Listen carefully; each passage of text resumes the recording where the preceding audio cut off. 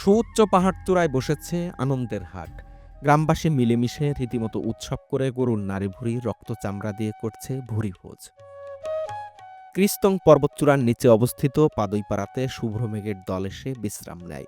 রোদ বৃষ্টির লুকোচুরিতে এই গ্রাম সেজে ওঠে অন্যরকম সৌন্দর্যে। টানা কয়েকদিন এই পাড়ায় আটকে থাকার কারণে তাদের সাথে সম্পর্কের গভীরতা বেড়েছে, যার ফলে খুব কাছ থেকে জেনেছি তাদের নানা ধরনের প্রথা সম্পর্কে। আফিক মানে চামড়া, খক এটা খক খগ। খক বিদ্যুৎহীন এই জনপদের মানুষ খাবার গরম রাখতে কলাপাতায় মুড়িয়ে জুমের তুলার মধ্যে রেখে দেয়।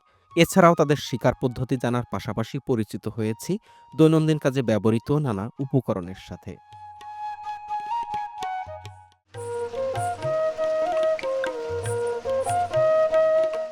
চারপাশেই প্রচুর পরিমাণে বৃষ্টি হচ্ছে।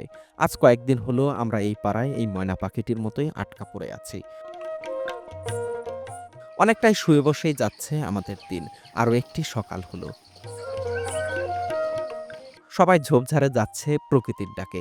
আমি ভাবলাম একটু উপরে যাব, কিন্তু আবারও বৃষ্টি শুরু হলো। দিন যাচ্ছে, আরও বৃষ্টির পরিমাণ বাড়ছে। এত উঁচু পাহাড় ডুবতে গেলে পুরো বাংলাদেশকে কিন্তু পানির নিচে যেতে হবে। তারপরও ঝেরিগুলো প্রচণ্ড বিপজ্জনক হয়ে উঠেছে, তাই এই পাড়া ছাড়া আমাদের কোনো উপায় নেই। বৃষ্টি থামলে আবারও চার্চের দিকে রওনা দিলাম। উপরে মাঝে মধ্যে ইন্টারনেট পাই, কিন্তু কথা বলার নেটওয়ার্কটা পুরোটাই ভালোই পাই। আমার মেয়ে দুইটার জন্য পড়ান পড়ছে, তাই সময় পেলেই তাদের সাথে কথা বলতে উপরে উঠি। বাড়িঘর ছেড়ে যারা দূরে অথবা প্রবাসে আছেন তারা আমাকে কিছুটা অনুভব করতে পারবেন। এখানে দাঁড়িয়েই পুরো গ্রাম এক নজরে দেখা যায়। আর কিস্তং পাহাড়ের সাথে মেঘের লুকোচুরি দেখতে যে কেমন শান্তি লাগে তা কোনো ভাষা দিয়েই বর্ণনা করতে পারবো না। আমি শুধু অবাক হয়ে দেখি মেঘেরা কত ব্যস্ত, কত ছুটাছুটি তাদের। জুমের সাথে বৃষ্টি বিলাস সত্যিই এক অন্যরকম প্রশান্তি দেয়। এমন প্রশান্তি আমি গ্রামেও অনেকবার অনুভব করেছি, মেশিন ঘরে বসে বৃষ্টির মধ্যে ধান ক্ষেত দেখে। তবে পাহাড়ের জুম আর ঝুম বৃষ্টিতে দূরের গাছপালার সাথে সাদা মেঘের লুকোচুরি দেখতে এক অদ্ভুত অনুভূতির সৃষ্টি হয়। এই সুখের নেশায় শিল্পীরা গান বেঁধেছেন, অথচ আমার মতো দিনহীনের কাজ শুধুমাত্রই দেখা। ভেতরে কোনো শব্দই নেই যা দিয়ে স্রষ্টার এমন সৃষ্টিকে বর্ণনা করতে পারবো।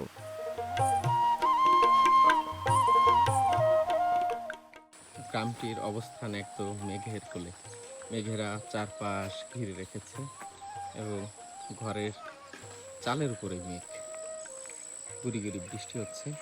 কখন বৃষ্টি হয়, কখন যে মেঘ নামে, আবার কখন রোদ হয়, বুঝতেই পারবেন না। এই দাঁড়িয়ে আছেন রোদের মধ্যে, হঠাৎ করে বৃষ্টি, আবার হঠাৎ করে এই কুয়াশার মতো মেঘ ঘিরে ধরে। এতগুলো মরিচ দাদা, কত টাকা নিল দাদা? 200 টাকা না? দেখি আমার কাছে একটু দেন, আমার তো লোভ লাগতেছে দাদা। এই মরিচ তো বাড়িতে নিয়ে যেতে হবে এবার। আমাদের তো মরিচ শেষ, এই জন্য প্রায় 2 কেজির মতো মরিচ 200 টাকা দিয়ে আমরা কিনলাম। যেহেতু আমাদের পাহাড়ে আনা শুকনো মরিচও শেষ এবং অন্য পাড়ায় গিয়ে মরিচ পাবো কিনা, এই জন্য হচ্ছে বেশি করে মরিচ নিয়ে নিয়েছেন দাদারা। আমার এই মুহূর্তে সুনীল গঙ্গোপাধ্যায়ের একটা কবিতার কথা মনে পড়ছে। তিনি কোন একটা কবিতায় বলেছিলেন, নিখিলেশ এসে দেখে যা আমি কিভাবে বেঁচে আছি। হ্যাঁ, আজকে এই পাহাড়ে ঘুরতে ঘুরতে দেখুন, আজকে যে এখানে আমাদের তো তরকারি নেই। এখানে এই বাড়ির যে মালিক তিনি আমাদেরকে একটা পেঁপে দিয়েছেন, সেই পেঁপে এখানে রান্না হয়েছে এবং এখানে হচ্ছে যে মরিচ, পেঁপে আর মরিচ ভর্তা দিয়ে খাচ্ছি। তাই আমার কাছে মনে হয় যে নিখিলেশ এসে দেখে যা আমি কিভাবে বেঁচে আছি, কি খেয়ে বেঁচে আছি, দেখে যা। যাই হোক, পেঁপে ভর্তা নিয়ে একটু টেস্ট করে দেখি কেমন রান্না হলো। ভাজি, হ্যাঁ, পেঁপে ভাজি দারুণ। আর জুমের কিন্তু কয়েক ধরনের ধান রয়েছে। এটা হচ্ছে জুমের চিকন চাল, কিন্তু এটার গায়ে লাল আঁশ আছে। আবার আর এক ধরনের জুমের চাল আছে, সেটা হচ্ছে যেরকম চিকন এবং গায়ে কোনো আঁশ থাকে না। এবং আর একটি চাল রয়েছে এতখানি মোটা মোটা, একটু আগে যে বাড়িতে গিয়েছিলাম, ওই মোটা চালটায় আবার আঁশ থাকে না। তাই পাহাড়ি যারা অনেক সময় দেখা যায় যে কোন এক পেজ থেকে তো হয়তো অনেকে দেখা যায় যে পাহাড়ি এই জমের চাল কিনেন, মানে যে একটা শ্রেণী যে আপনি সবসময় এমন আঁশওয়ালা চাল পাবেন অথবা আঁশ ছাড়া চাল পাবেন অথবা চিকন চাল সবসময় পাবেন এমন না। এই পাহাড়ে শুধুমাত্র এক ধরনের চাল চাষ হয় না, অনেক ধরনের চাল চাষ হয়। আর এটা হচ্ছে মরিচ ভর্তা। এই কদিন তো আমাদের মরিচও ছিল না, আজকে প্রায় 2 কেজির মতো মরিচ আমরা কিনেছি। এই মরিচ হচ্ছে পুরোপুরি দাদারা, এটাকে খুলনা অঞ্চলে বলা হয় নোংরা। এই নোংরা বা যাই বলুন, এটাকে আমাদের অঞ্চলে কোনো নাম নেই, আমাদের অঞ্চলে এটার ব্যবহার নেই, পাটাতে ব্যবহার করেন। এটার মধ্যে কাঠের একটা জিনিস দিয়ে এটা ঘুরালে ভর্তা হয়। এবং তারা হচ্ছে যে মরিচ একদম পুরোপুরি পিষে ভর্তা করেছেন, এর মধ্যে একটু পেঁয়াজ দিয়েছেন, একটু সরিষার তেল দিয়েছেন। এই মরিচ ভর্তা আর হচ্ছে এই পেঁপে ভাজি আমাদের আজকে দুপুরের খাবার। যা হোক নিখিলেশ, তুই এসে দেখে যা আমি কিভাবে বেঁচে আছি, আর মাসখানেক যে পাহাড়ে থাকবো কিভাবে বেঁচে থাকবো তুই দেখতে থাকবি নিখিলেশ।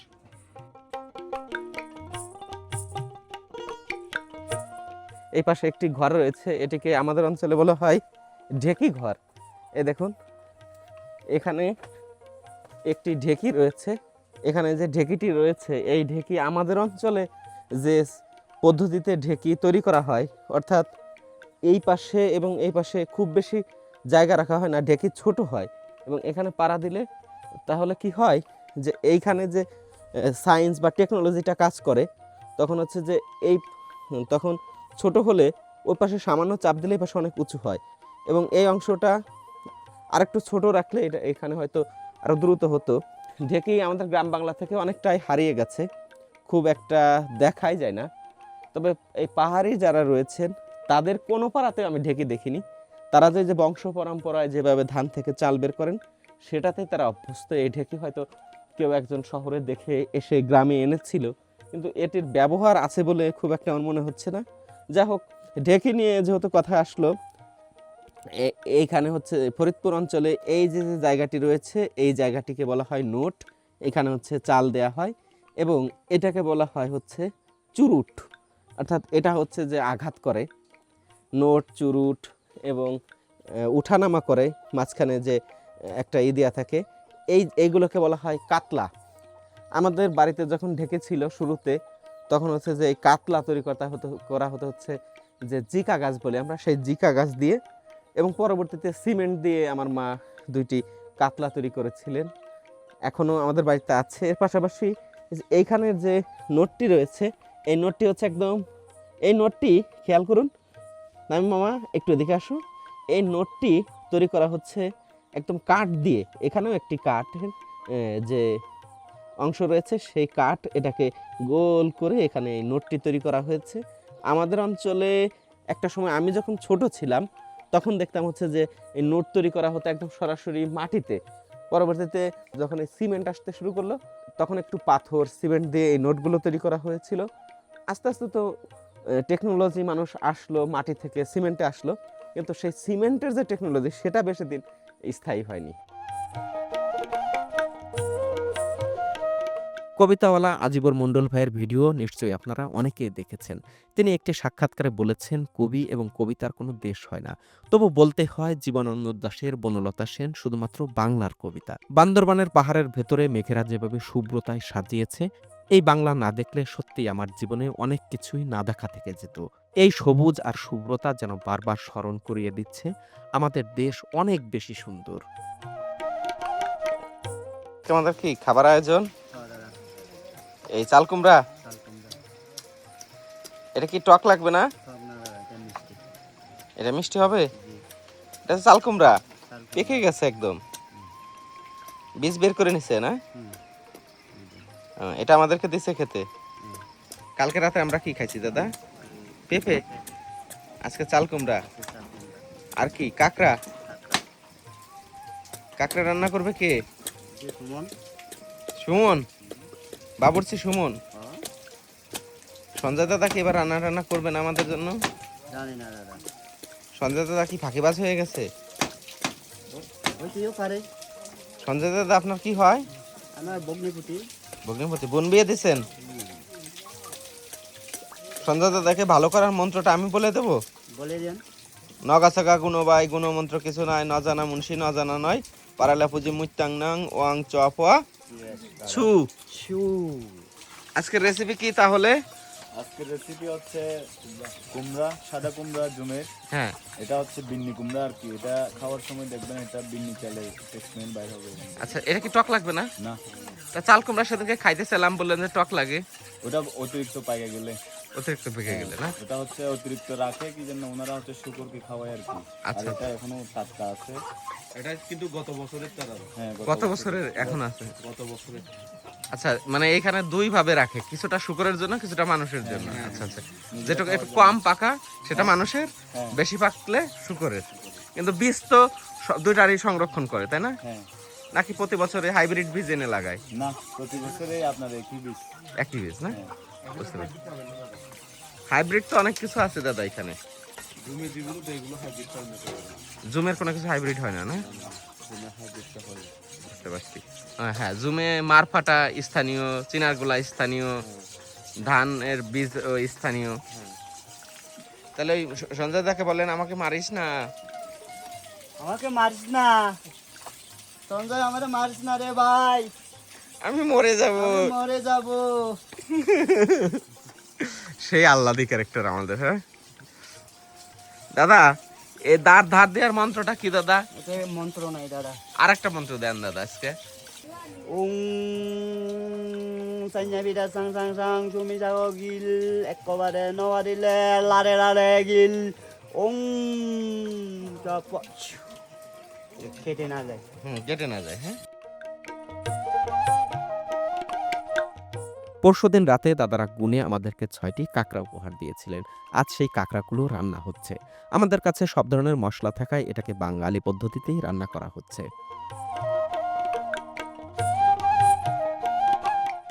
এটা হচ্ছে আজকে যে চাল কুমড়া রান্না, আর পাশাপাশি হচ্ছে আমাদের আজকে রান্না হয়েছে হচ্ছে রাব। রাব রাব রাব মানে কি আপনারা তো বুঝতেই পারছেন। রাব মানে হচ্ছে কাঁকড়া। হ্যাঁ, আমি এই যে বুঝে গেছি। আজকে রান্না হয়েছে রাব। পাকা চাল কুমড়া যে এত টেস্টি, আসলে আমাদের যে এমনি বাবুর্চি, বিশিষ্ট বাবুর্চি, এপার বাংলা ওপার বাংলা সারা জাগানো দুই বাংলার এক নক্ষত্র। তিনি হচ্ছেন রান্না জগতের এক মহিয়সী মহান রান্নার জাদুকর সুমন দাদা। সুমন দাদা, সুমন দাদা, সুমন দাদা তিনি রান্না করেছেন। এই ঘোষণা শেষের পরেও আবার আমাকে ঘোষণায় বসতে হলো, কারণ আমাদের দুই বাংলার বিশিষ্ট বাবুর্চি সুমন দাদা রান্না করেছেন হচ্ছেন কাঁকড়ার ঝোল। এবং কাঁকড়া এই যে একটু ঝোল নিচ্ছি এবং খেয়ে জানাচ্ছি এটা আসলে কেমন লাগে।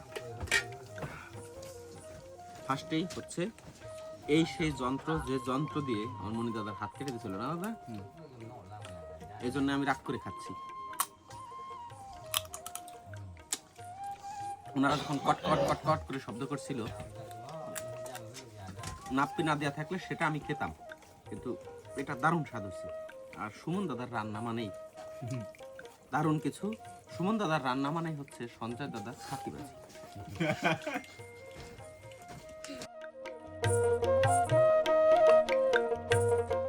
পাহাড়ে ছোট বড় অনেক জুম দেখেছি, কিন্তু কখনোই এতটা আফসোস হয়নি যতটা ওই দূরের জুম ঘর দুটো দেখে হচ্ছে।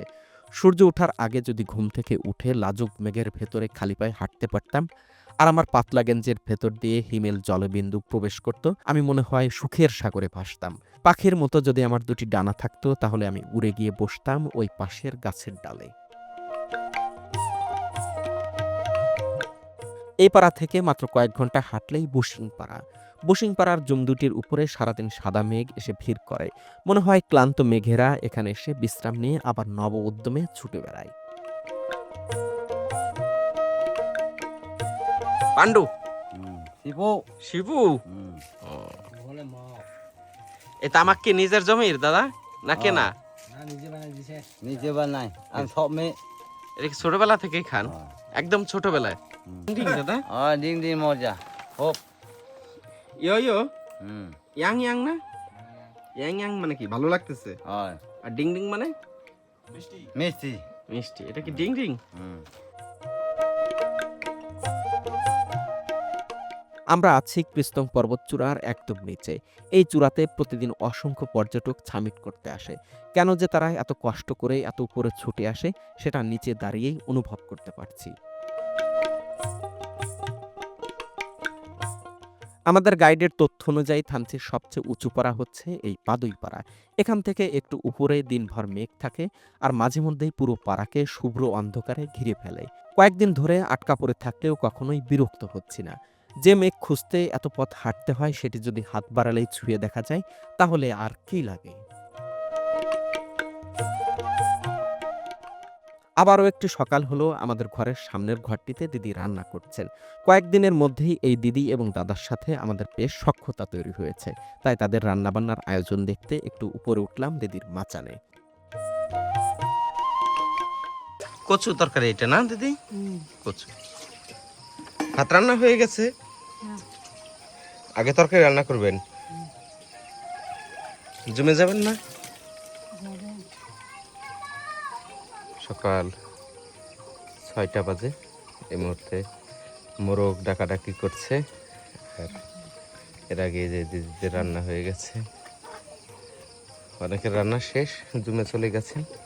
দিদি এই দিদি একটু পিছনে পড়ে গেছেন, এখানে কচু দিয়ে ভাত দিয়ে খেয়ে আর কি বাইরে চলে যাবেন। এখানে তরকারি এই সময়ে খুবই সংকট, যার জন্য বন বাজার থেকে সবাইকেই তরকারি সংগ্রহ করে খেতে হচ্ছে। আপনাদের পরিবারে কয়জন দিদি? আমাদের পরিবার হুম, 5 জন। 5 জন না? জমে যাবে কে, দাদা না আপনি? আমার স্বামী। উনি দাদা? জি, দাদা যাবে। হুম। আর বাচ্চা রাখবে কে, আপনি? আমি এটা কি মরিচ দিবেন না? দিবে। অনেক গরম তো। হ্যাঁ অনেক গরম। এই তো বাংলা শিখছেন কিভাবে? এই টুরিস্ট আসতে আসতে, কি? এই টুরিস্টদের কাছ থেকে? না, এমনিতেই না? এমনিতে। তিন্দুবাজারে গেলে তো বাংলা বলতে হয়, তাই না? হুম, আপনাদের কত সময় লাগে এখান থেকে তিন্দুবাজারে যাইতে? 3 ঘন্টা।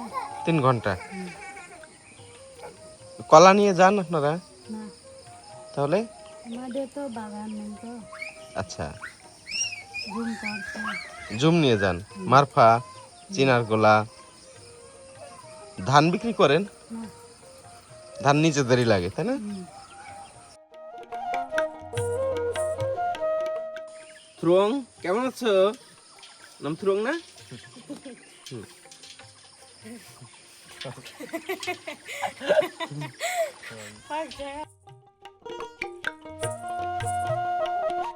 পাহাড়ে নারী পুরুষ প্রত্যেকেই সব ধরনের কাজে পটু। দিদিকে কিছুটা বিশ্রাম দিতে এবার দাদা কাজ শুরু করলেন। আমরা যখন এই পাড়াতে আসছিলাম তখন আমাদের হাতে 2 বোতল সয়াবিন তেল ছিল। আপনারা অনেকেই জিজ্ঞেস করেছেন কেন তেল নিয়ে ঘুরছি। এতক্ষণে নিশ্চয়ই আপনারা উত্তর পেয়েছেন। তারপরও বলি, গহীন পাহাড়ে কোনো বাজার না থাকায় তেল, লবণ এবং মশলা নিয়ে বের হতে হয়। পাহাড়ে যারা বসবাস করেন তাদের ঘরে 2 থেকে 3টির বেশি পোশাক থাকে না, তাই আলাদা কোনো আলমারিও নেই। শুধুমাত্র ধান থাকলেই তারা সারা বছর চলতে পারেন। এই ঘরটি তাদের রান্না এবং শোবার ঘর।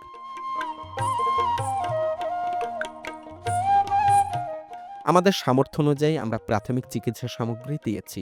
জানলে অবাক হবেন, এমন দুর্গম জায়গায়ও ব্রাক বিনামূল্যে মশারি প্রদান করে এবং কেউ ম্যালেরিয়াতে আক্রান্ত হলে তাকে বিনামূল্যে চিকিৎসাও প্রদান করে। জুমকে ভাত নিয়ে গেলেন? জুমকে অনেক দূরে দিদি, দূরে। আমরা যেতে পারবো না। না, হাঁটতে হাঁটতে চলে আসতে পারে কিন্তু।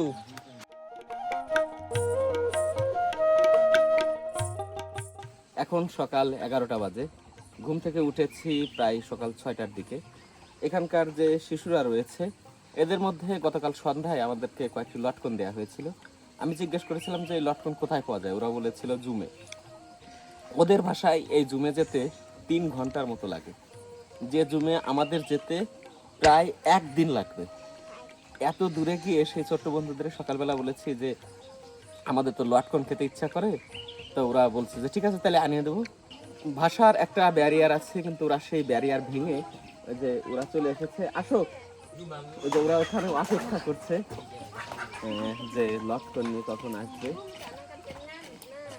আমার ওরা ওখানে দাঁড়িয়ে অপেক্ষা করছে যে আমি এখানে এসে ওদেরকে ডাক দিলে ওরা আসবে। ক্লান্ত, ওরাকে আসো তুমি একটু একটু ভাষা বুঝাই দাও। তোমাদের কষ্ট হয়েছে? কষ্ট হয়েছে অনেক, অনেক কষ্ট হয়েছে। আমাদের এই ছোট্ট বন্ধুদের জন্য উপহার আমরা দিয়ে দিচ্ছি। ওই যেটার মধ্যে ধান ঝাড়ু দেয় ওইটা হচ্ছে যে এখন ওটার মধ্যে ঢালবো এবং দেখাবো যে কতগুলো লটকন আসলে ওরা আনলো। দেখুন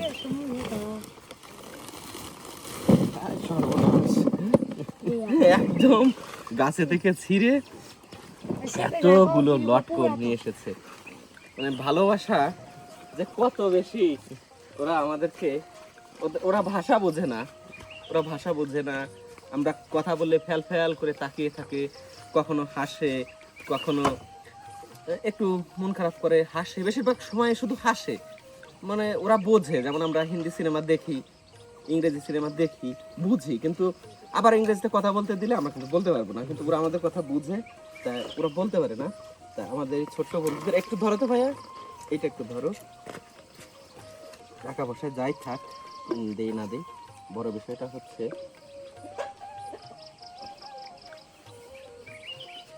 ওদেরকে না খাইয়ে তো আর আমরা খাইতে পারি না। এই যে আমাদের ডাবিং ম্যান, দুই দোভাষী ট্রান্সলেটর, অনেক অঞ্চলের কিন্তু লটকন খাইছি। এত বড় বড় লটকন, মানে কি হয় আমরা শহরে যে লটকন খাই, একটা ছোট একটা বড়, এই অংশ বড় থাকে, পেছনের অংশ বড় বড় থাকে, সামনে ছোট হয়ে যায়। কিন্তু এইখানকার প্রত্যেকটা লটকন দেখুন হাতের মধ্যে 4টা করে নিলে হাত ভরে যাচ্ছে। যাই হোক, খুব আনন্দিত, অনেক খুশি।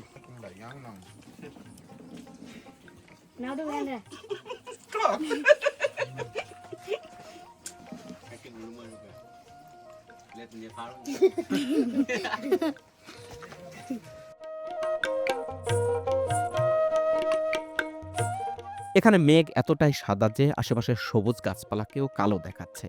কি যে অদ্ভুত সুন্দর একটা পরিবেশ। বারবার চিৎকার করে বলতে ইচ্ছে করে আমাদের দেশটি অনেক বেশি সুন্দর। পাহাড়ে দাঁড়িয়ে মনে হচ্ছে যেন অ্যামাজন জঙ্গলের ভেতরে আছি।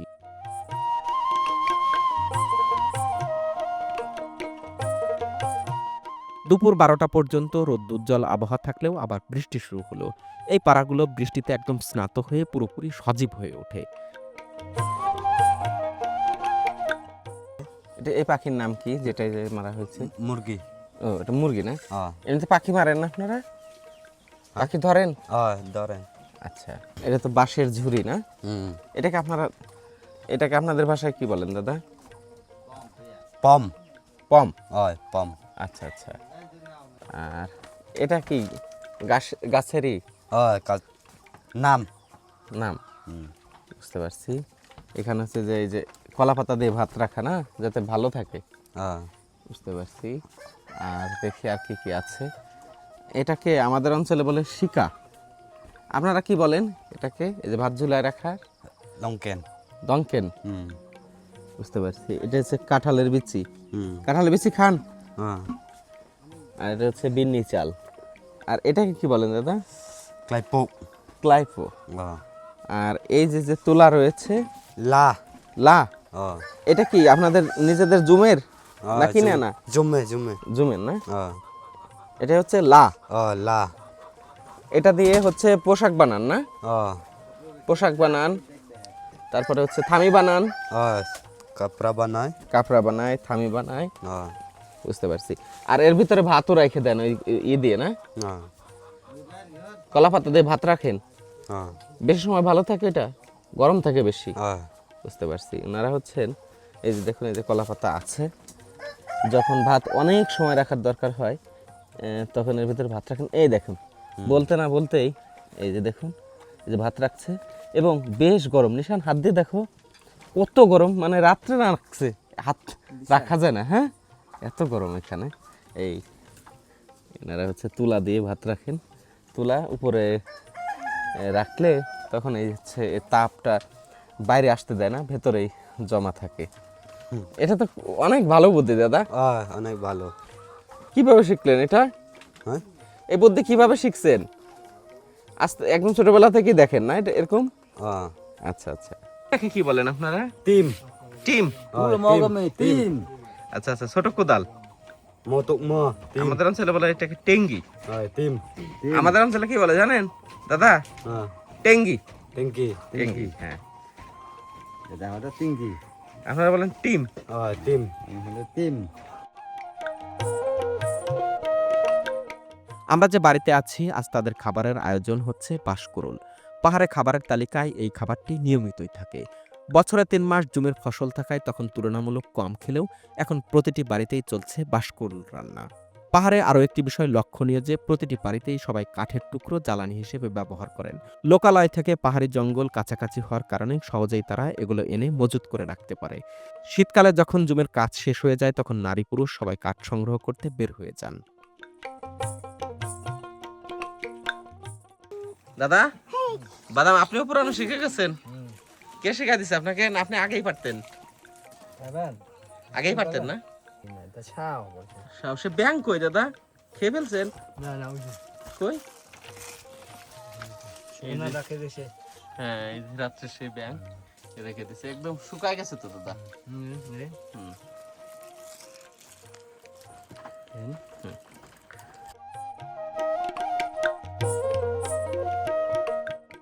মরিচ পুরাচ্ছে। আচ্ছা, কি ব্যাংগুলো রান্না হবে?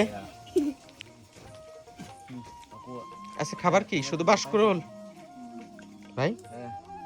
বাঁশকুড়ুল আর মরিচ ভর্তা নাপ্পি দিয়ে। আমরা দুপুরে কখন খেয়েছে, জুম থেকে এসেই খাবার নিয়ে বসে গেছেন। আর পরিবারের বাকি পুরুষ সদস্যরা আবার রাতে বসবেন। আজকে হচ্ছে যে শুধু বাঁশকুড়ুল সিদ্ধ। বাঁশকুড়ুলটা কি কাঁচা না সিদ্ধ? দাদা, বাঁশকুড়ুলটা কাঁচা না সিদ্ধ? সিদ্ধ না? শুধু বাঁশকুড়ুল, কোনো মরিচ লবণ টবণ নাই না? সব দিছে? সব দিছে। এটা কি মরিচ ভর্তা হচ্ছে? মরিচ একটু পুরায় নিয়ে ভর্তা করতেছে। এর মধ্যে কি নাপতে দেবে? এই যে আমাদের কথা ওনারা বুঝতে পারেন না, শুধু হাসেন, শুধু হাসছেন আর হাসছেন। এই দাদা অল্প কিছু বুঝতে পারেন, তারপর বেশি খুব একটা বেশি বুঝতে পারেন না। এই যে শুটকি মাছের যে শীতল বা নাপ্পি, সেটা দিয়ে এই যে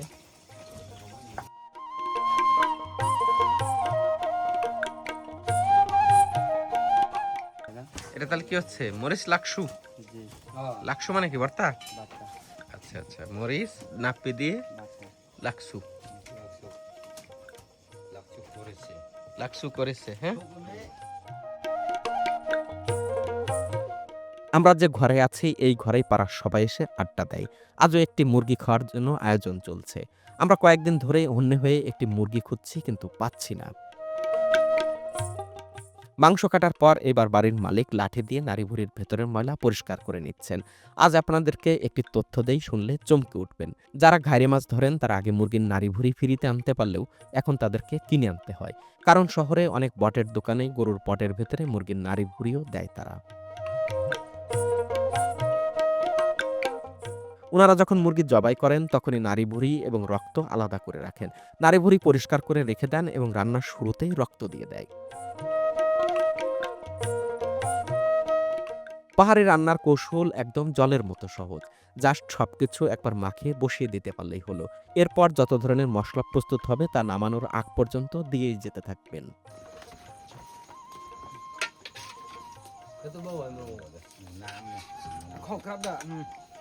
আদা পাতা, ও আদা পাতা, ধনিয়া পাতা না? আদা পাতা, আদা আদার পাতা। আদা পাতা, আচ্ছা আচ্ছা, আদা পাতা। ওই নাপ্পি মরিচ ভর্তা, আবার আদা পাতা। ভর্তার মধ্যে আবার মাংসের ঝোল, বুঝছো নিশান? আবার তার ভিতরে আবার মাছের নাপ্পি, আর এই যে ভিতরে হচ্ছে বাঁশকুড়ুল। আজকে ওনাদের খাবার দাবার বেশ মানে বড় আয়োজন, হ্যাঁ, সমৃদ্ধ খাবার দাবার, ওনাদের খাবারের স্টাইলে আর কি। হ্যাঁ, আমাদের ছোট্ট দুই বন্ধু কেমন হয়েছে? ডিং ডিং ভালো আছে হ্যাঁ, আর্জেন্টিনা ভালো আছে ডিং ডিং ইয়ং ইয়ং। একান্নবর্তী পরিবারগুলোতে যেভাবে সবাই আর কি একসাথে বসে খান, এই মোরপাড়াগুলোতে সবাই একসাথে বসে তরকারি রান্না করার পরে সবাই মিলেমিশে একসাথে খাচ্ছেন। একটা সময় গ্রামের বাড়িগুলোতে এভাবে খাওয়া হতো, তারপর শহরেও এই ধরনের প্রচলন ছিল, কিন্তু আস্তে আস্তে কি হয়েছে, মানুষ আধুনিকতার নামে পরবর্তীতে পরিবারগুলো ভেঙে খান খান হয়ে গেছে, যার জন্য এভাবে একসাথে বসে খাওয়ার দৃশ্য খুব একটা চোখেই পড়ে না। Dung dung young young ding ding.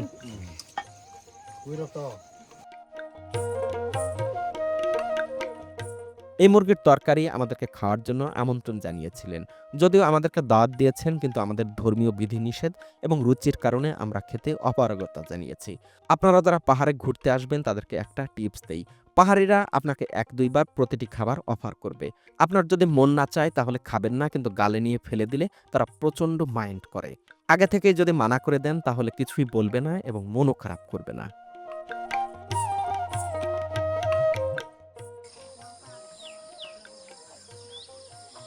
একদম উৎসব মুখর পরিবেশে এখানে একটি গরু কাটা হয়েছে। আমরা ঘুমিয়েছিলাম, আমরা ভেবেছিলাম যে হয়তো সকাল 8-9টার দিকে এটা হবে। আর এই যে একটা দাও দেখতে পাচ্ছেন, এই দা দিয়ে তারা সব কাজ করেন, জমে কাজ করেন, কোনো পশু কাটলে সেই পশুর মাংস কাটেন, মাটি খুঁড়েন, এমন কোনো কাজ নেই এই দা দিয়ে তারা করেন না। এই মাংসকে গ্রামের সবার মধ্যে ভাগ করে দেবে না রান্না করবে? রান্না করবে না। কোথায়? এখানেই। এখানে আচ্ছা, এখানে এই যে গরু জবাই করার যে রক্ত রয়েছে, এই রক্ত তারা আলাদা করে রেখেছেন। দাদা, এই রক্তটাও খাবেন তো আপনারা, না? এটা কি তরকারির ভেতরে দিবেন? বুঝতে পারছি।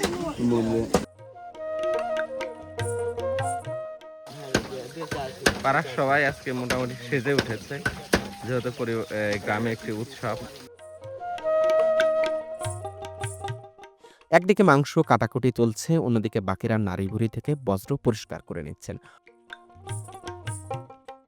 প্রচুর পরিমাণে মরিচ বাটা হচ্ছে, একটা পাইপের ভেতরে বাঁশ দিয়ে এভাবে ওনারা গুঁড়ো করে নিচ্ছেন, যেহেতু আজকে গ্রামে একটি গরু মারা হচ্ছে এবং এই গরুর জন্য অনেক পরিমাণে মরিচ মশলা এগুলো দরকার হবে।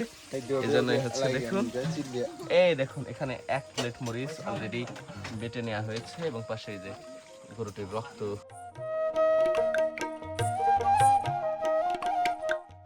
ও, নারীগুলো এইভাবে কি একদম রশির মতো বানায় ফেলছে, গিট দিয়ে দিয়ে, না ভাই? এটার ভেতরে চাল কুমড়া এমনি দিবেন?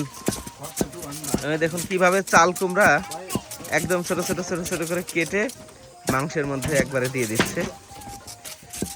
কয়েকজন চাল কুমড়া কাটছেন, আর কয়েকজনের যে গরুর যে নাড়ি ভুড়ি রয়েছে সেগুলো কেটে পরিষ্কার করছে। দাদা, এগুলো কি কাটবেন না? আস্ত থাকবে, এই যে নাড়িটা আস্ত কাটবেন। এটা সম্ভবত মানতের একটি অংশ, এজন্য আলাদা যে দড়ি দিয়ে বেঁধে রেখেছেন। আমরা সকালবেলা এই গরুটি যখন জবাই করা হয় তখন আমরা ছিলাম না, এর জন্য কিছু অংশ থেকে যুক্ত হয়েছি। আর এই যে গরুর নাড়ি ভুড়ি এইভাবে গিট দিয়ে একেবারে যেভাবে চুল পাকানো হয় ঠিক সেভাবে চুলের মতো পাকিয়ে নিয়েছেন।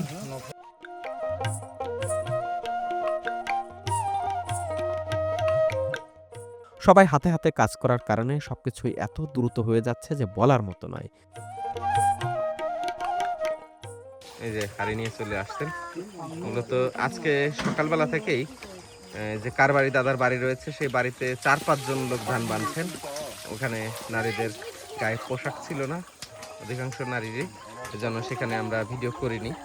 ওখান থেকে সরাসরি এই পাশে চলে এসেছি। মাংস আলাদা রান্না হবে আর ভাত আলাদা রান্না হবে, নাকি ভাত আর মাংস একসাথে দিয়ে? ও পোলাও বিরিয়ানির মতো, না? কি হলো? এই মাথা পড়ে গেছে। এই ছেলেটি পাড়ার মধ্যে সবচেয়ে বেশি দুরন্ত এবং পাড়ার প্রতি তার টানও সবচেয়ে বেশি। আমরা যেদিন প্রথম পাড়াতে আসি সেদিন চার্চের ওখান থেকে আমাদেরকে উঠিয়ে দিতে যত জায়গায় নালিশ করা যায় সব জায়গায় করেছে এবং নানা ধরনের ফোন দিয়ে এঁটেছিল। আজ গ্রামের সকলের সাথে ঐক্যতানে মিশে একাই যে এত কাজ করেছে যা বলার বাইরে। এটাও খাবেন না দাদা? এটা কবে খাবেন? এটা পুড়িয়ে? এটা কবে খাবেন? মাংস খাওয়ার পরে, কাল পরশু? আচ্ছা আচ্ছা, ঠিক আছে। দাদারা এই যে এই পশুর চামড়াটাও তুলে রাখছেন। এটা হচ্ছে যখন আবার এই মাংস খাওয়া শেষ হয়ে যাবে তখন এটাকে আবার পুড়িয়ে এটার পা আর চামড়া ওনারা খাবেন। দাদা চামড়াকে কি বলেন? আফিক। আফিক। আচ্ছা আচ্ছা, হ্যাঁ আফিক। আর পা হচ্ছে খক। হ্যাঁ ঠিক আছে। মাথার উপরে অংশ পরিষ্কার করা শেষ। এখন এই যে সবাই মাথার নানান অংশ আবার কেটে হচ্ছে ছোট ছোট খণ্ড করে নিচ্ছেন। আফিক, আলু আফিক। আলু মানে মাথা, আফিক মানে পা, চামড়া। আর পা মানে কি? যে এটা খক, এটা খক, খক। খক, খোয়া, খোয়াক মানে খোয়া। চ্যাং মাছ। ও, চ্যাং মাছ মানে হচ্ছে খোয়া। এনারা হচ্ছে সব তরকারিতে নাপ্পি খান। এই যে মাংসের ভেতরেও নাপ্পি দিয়ে দিলেন। নাপ্পিটা হচ্ছে ওনাদের খেতে খেতে এমন অভ্যস্ততা, সবকিছুর মধ্যে নাপ্পির যদি একটু ঘ্রাণ থাকে তাহলে ওনারা একটু বেশি মজা করে খান, না দাদা? নাপ্পি বেশি ভালো লাগে। ভালো লাগছে, মজা আছে। মজা আছে। Ding ding, ding ding, young young, young young.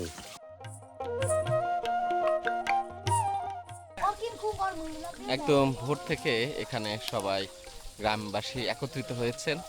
আমরা যতটুকু জানতে পেরেছিলাম যে ভোর 6টা বা 6:30টার দিকে এই আয়োজন শুরু হবে, কিন্তু যেহেতু সবাই কাজে যাবেন তাই একদম ভোর 5টা থেকে এখানে কাজ শুরু হয়ে গেছে। আমরা যখন এখানে এসে পৌঁছালাম তখন দেখলাম যে গ্রামের সবাই হাতে হাত দিয়ে মাংস বানাচ্ছেন এবং বলা যায় যে গ্রামের কিন্তু কেউই অবশিষ্ট ছিল না, সবাই এখানে এসেছেন। যত যুবক ছিল, বৃদ্ধ ছিল, সবাই হাতে হাত লাগিয়ে এখানে কাজ করেছেন। এবং ছোট ছোট যারা শিশুরা রয়েছে তারা চুলা খনন করলো, পাথর আনলো, অনেক কাজ তাদের। আসলে সবার যে এক ধরনের সম্মিলিত একটা প্রয়াস সেটি বুঝতেই পারছেন। এখানে যত দ্রুত সম্ভব তারা কাজ করে আবার খাওয়া দাওয়া করে আবার জমে যাবেন, যার জন্য হচ্ছে এত সকালে আজকের এই আয়োজনটি।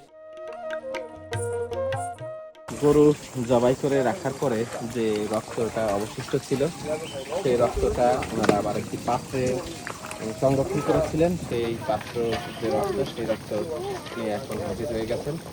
এই মাংস মাঝামাঝি অবস্থায় হওয়ার পরে তারা আবার এই যে রক্তগুলো সংরক্ষণ করেন সেই রক্তগুলো আবার ভিতরে দিয়ে দেয়। সেদিন মুরগির মাংসের সময় দেখেছি এখানে যত ধরনের পশু প্রাণী জবাই করা হোক না কেন সেইগুলোর যে রক্ত, সেই রক্ত তারা এভাবে রেখে দিয়ে তারপরে তরকারির সাথে দিয়ে খান।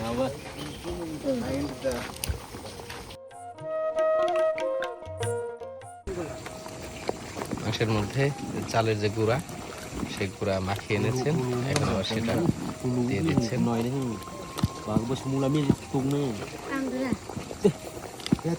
আর ঘরের ভেতরে আলাদা ভাত রান্না করছেন সবাইকে খাওয়ানোর জন্য, আর উনি মিশিয়ে দিচ্ছেন।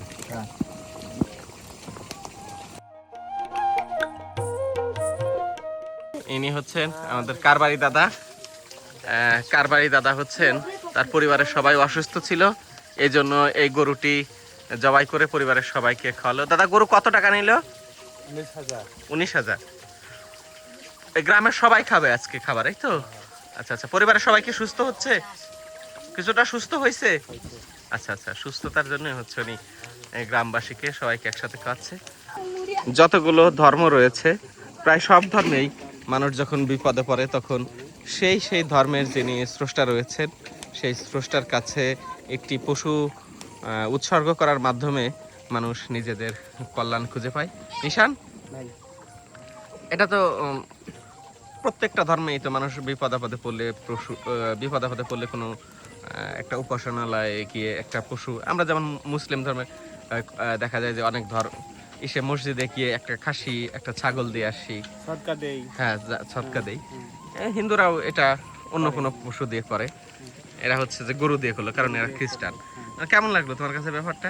আমার কাছে খুবই দারুণ লাগলো এবং এদের রান্নার যে প্রক্রিয়া সেটা খুবই ইন্টারেস্টিং। সব কিছু একসাথে দিয়ে রান্না করা হয় এবং এখানে কোনো তেল নাই, মশলার খুব একটা বালাই নাই, সামান্য কিছু মরিচ এবং হচ্ছে যে অন্যান্য হলুদ টলুদ দিয়ে সব একসাথে এবং নাড়ি ভুড়ি সব একসাথে দিল। হ্যাঁ। এবং এদের টিকে থাকার যে প্রক্রিয়া, এরা চামড়াটাও ফেলে দেয় না, এরা চামড়াটাও খায়, মাথার যে চামড়াটা সেটাকে দুর্দান্তভাবে পুড়ালো এবং সেটাও রান্না করবে, মানে খুবই অ্যাস্টনিশিং। হ্যাঁ।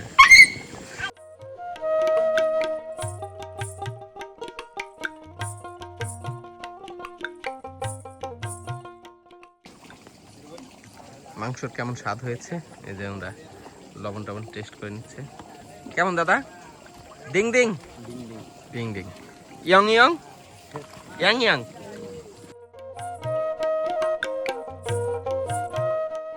এই দেখুন এই যে নারীগুলো একদম মনে হচ্ছে যে বিশাল করে একটা চুলের বেনি বানানো হয়েছে। হ্যাঁ, এটা কি এইটাও একটাই দাদা না আরেকটা? একটা না, পুরো নারীটা একসাথে।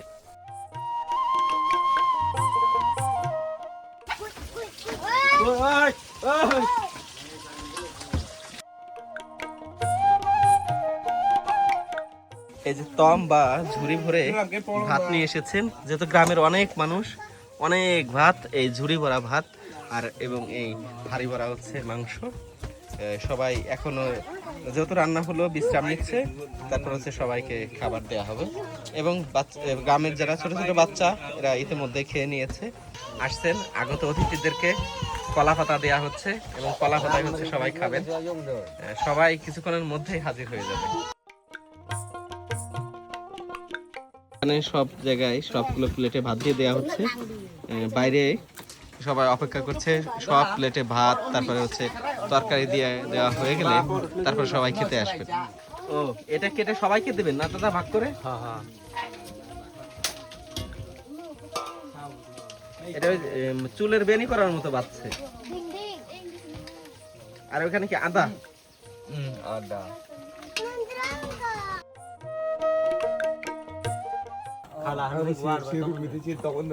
সব প্লেট একটা করে দিয়ে দিচ্ছেন না দাদা? বৌদি কই? দিদি আসবে না খেতে? কার বাড়ির ঘরে? আচ্ছা আচ্ছা। এই যে যেটা আলাদা বেঁধে দিছিল না, এটাকে কি বলে দাদা? ফিশ। বাছা মুট সেটা এখানে যে কেটে ভর্তা বা করে। তুই ওইটা দা হিয়াতে দিতে yung ko ma কই হে দিতে না দই পাই কা পলে নেই কা বে যেখানে মরিচ ভেজে নিয়ে আসা হয়েছে, এই যে দেখুন এই যে মরিচ দিয়ে আবার ওই বাকি অংশ ভর্তা করা হচ্ছে। হ্যাঁ, বলি খেলা, বলি খেলে দাদা? বলি খেলছেন? নাম রে বলি নাম দিন কিছু জন্য শক্তি খেলে না, বিজয়ী হন আপনাদের আদিবাসীদের মধ্যে যেটা হয় না? নায়ক হুম? নায়ক নায়ক, ওই হিরো। আর একই ভিলেন, এই যে দাদা হচ্ছে ভিলেন না দাদা? হ্যাঁ, এই যে ভিলেন, এর নায়ক আর ভিলেন পাশাপাশি। আপনি হচ্ছে সাইড নায়ক। গুন্ডা না, সাকিব খান এটা। হ্যাঁ, আর এই মাঝখানে কে? জায়েদ খান।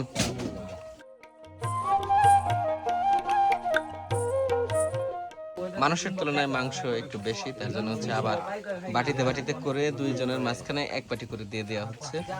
যার যতটুকু লাগবে নিয়ে নিয়ে খাবে।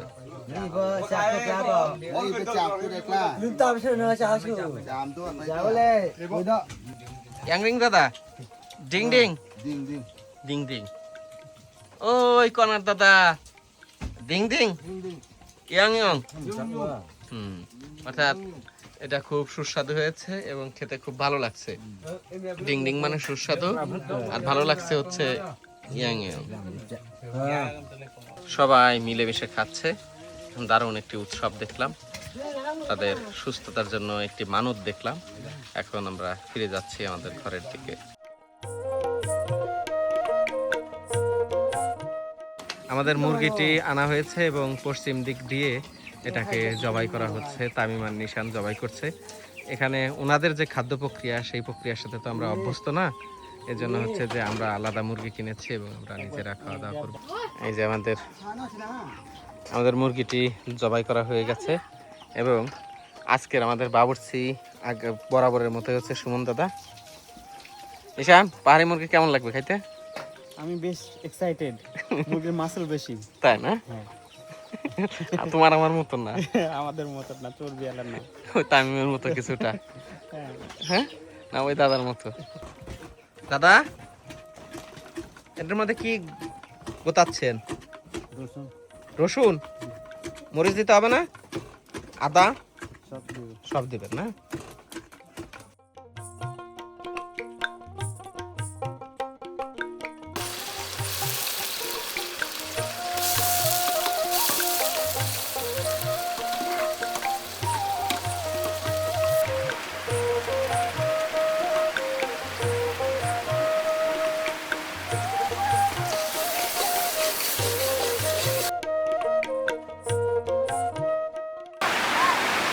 দুর্দান্ত। পাহাড়ে আসলে কখনো পাহাড়ি মুরগি খাওয়া মিস করবেন না। আর এই বড় বিশাল বড় বড় একটা রসুন। আর একটু আগে তো আমি যে যখন রান্না হচ্ছিল তখন তো চেখে বলেইছি যে কতটা সুস্বাদু পাহাড়ি মাংস। বুঝু ভাই, নগা সাগা গুনো ভাই। ও গুনো ভাই, হ্যাঁ, দিনের মন্ত্রে কিছু নাই, নজানা মুনি নজানা নয়, ফারাইলা বুঝি মইতাং না তারপর আচ্ছা। খাইতে এই পারে। যে আমার দাদা লেবু কেটে আনছে, খাবার মাত্র দিয়েছে। যাই হোক, কেমন স্বাদ আপনাদেরকে আমি রসুন তরকারিটা জানাই। বাইরে তো প্রচন্ড বৃষ্টি হচ্ছে, গোসল করে ঠিকমতো মাথা মুছিনি আর খাওয়া দাওয়া শুরু করে দিয়েছি। যাওয়ার কথা ছিল অনেক দূরে, যাই হোক সেই গল্প খাওয়া দাওয়া শেষ করে বলছি।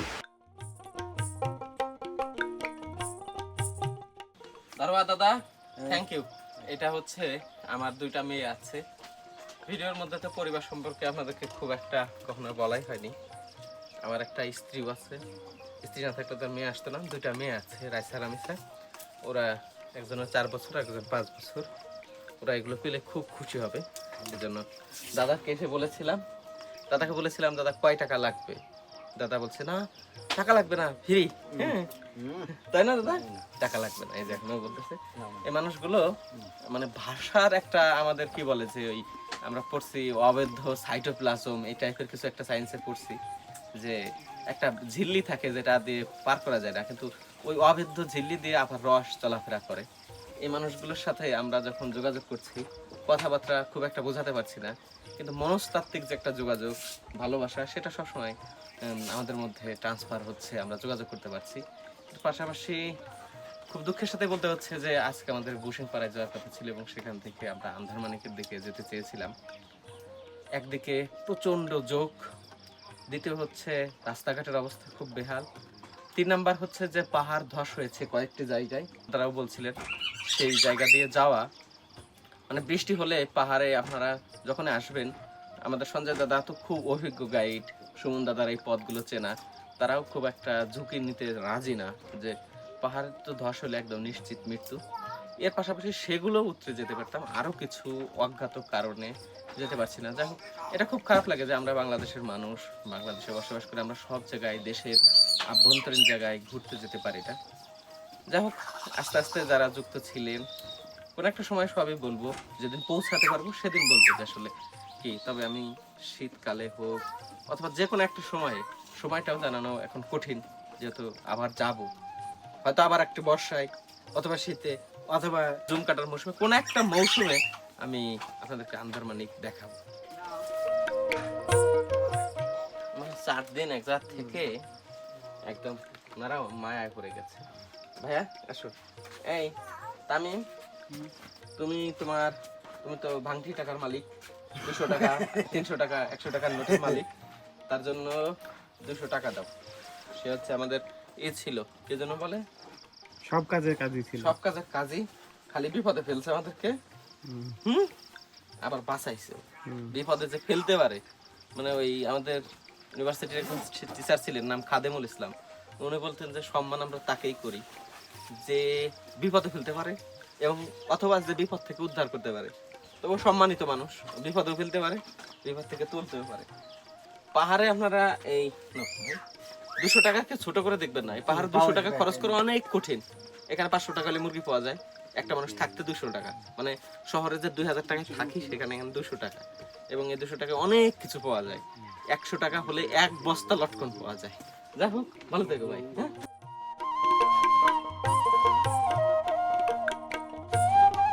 পাহাড় থেকে ফেরার পথে কেমন যেন অদ্ভুত এক টান অনুভব করছিলাম পাহাড়ের প্রতি। তবু যে ফিরতে হবে পরিবারের কাছে। ফেরার পথেরও অনেক গল্প ছিল, সেগুলো না হয় জমাই থাক, কোনো একদিন শোনাবো। পাহাড়ের ভিডিওগুলো কেমন লাগলো তা অবশ্যই কমেন্টে জানাবেন। নিজের জীবন বাজি রেখে চট থেকে পাহাড়, পর্বত চূড়া থেকে উত্তাল পদ্মার ঢেউ সবকিছুই শুয়ে নিয়েছি আপনাদেরকে ভিন্ন কিছু দেখাবো বলে। ভিডিও ভালো লাগলে আমার চ্যানেলটি সাবস্ক্রাইব করতে পারেন। আপনার গঠনমূলক কমেন্টের অপেক্ষায় রইলাম। দেখা হচ্ছে নতুন কিছু নিয়ে, সে পর্যন্ত সবাই ভালো থাকবেন, সুস্থ থাকবেন। ওং নাঙা চাঙে বৈদ্য বাই গুণে মন্ত্রে কিছু নাই, না জানা মনে না জানা নয় পারিলা বুঝি মই তাং না। ওং চাপুয়া